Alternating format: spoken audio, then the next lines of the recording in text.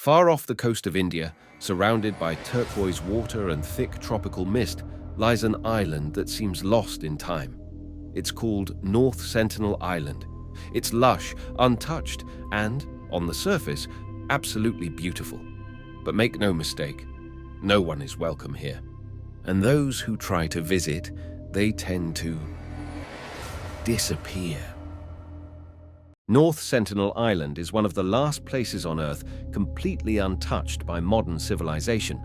It's part of India's Andaman Islands, but the people who live there, known as the Sentinelese, don't consider themselves Indian. In fact, they don't consider themselves part of anything. They've lived in isolation for over 60,000 years.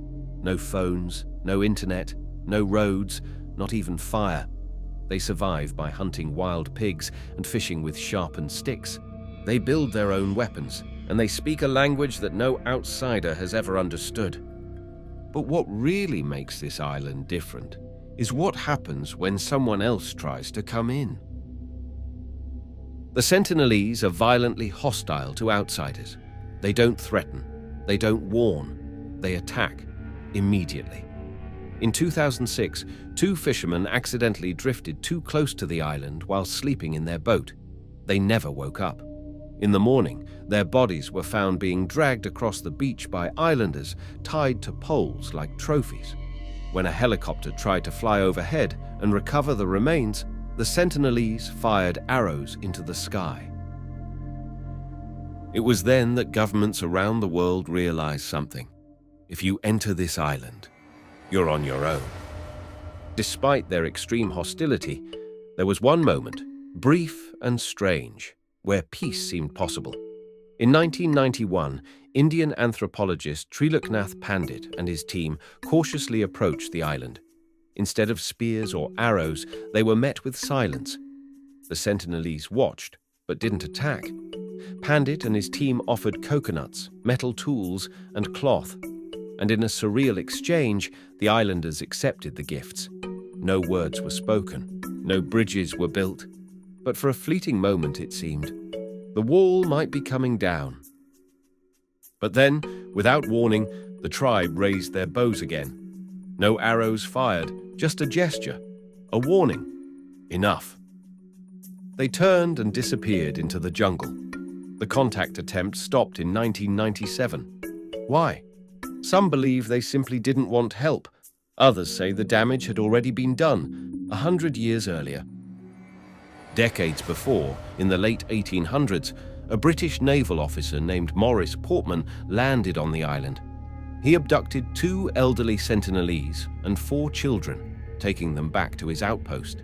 He wanted to study them like artifacts, but it went horribly wrong.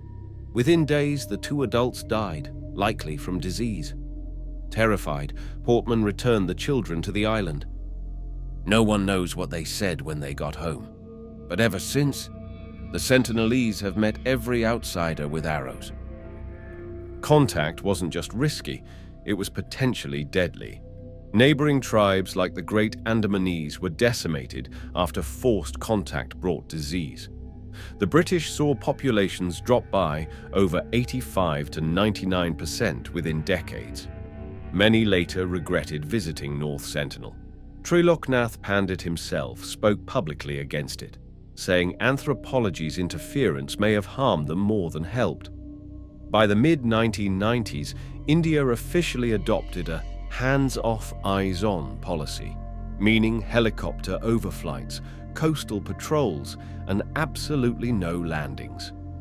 All visits stopped completely by 1997. But on November 14, 2018, a man named John Allen Chow paid 2 fishermen to take him close to North Sentinel. John was a 26-year-old missionary. He believed he had a divine calling to spread Christianity to one of the most isolated people on Earth. The fishermen were hesitant. They knew what had happened to others who'd tried this, but they needed the money. So under the cover of darkness, they dropped anchor just outside the island's reach. As the sun came up, John stepped into a kayak and began paddling toward the most dangerous island in the world. As John approached the beach, a figure stepped out of the tree line. Painted yellow, screeching loudly. John held up his hands. He shouted, "My name is John. I love you, and Jesus loves you." More figures emerged. They began firing arrows at him. Panicked, John turned the kayak around and paddled for his life. He made it back to the boat, but that wasn't the end. That night, he wrote in his journal, "I don't want to die, but I believe it's worth it if even one of them comes to know God." The next morning, he returned. This time, John asked the fishermen to drop him off and leave.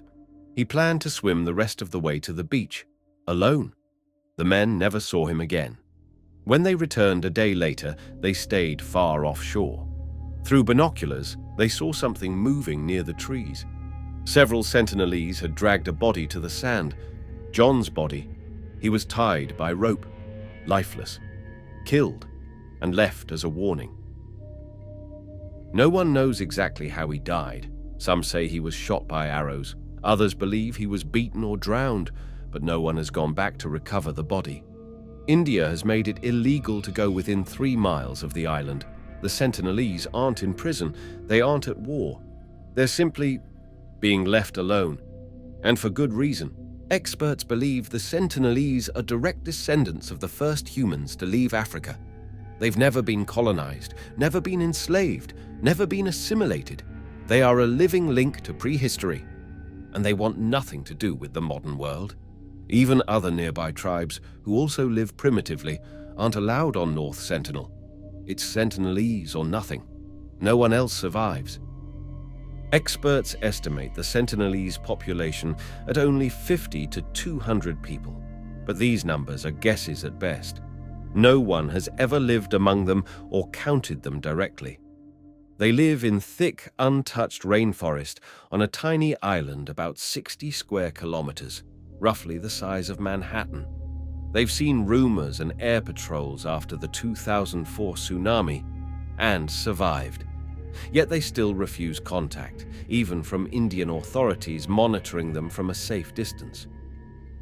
So today, North Sentinel Island remains one of the most mysterious and deadly places on Earth.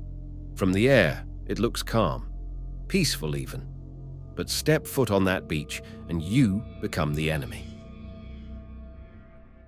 Some say we should try again, send aid, medicine, or scientists, but others argue that the Sentinelese have spoken clearly, with arrows, silence, and resistance. In a world that documents and shares everything, maybe their mystery is exactly what needs to be protected. Maybe the most respectful thing we can do is stay away and let them write their own story in peace.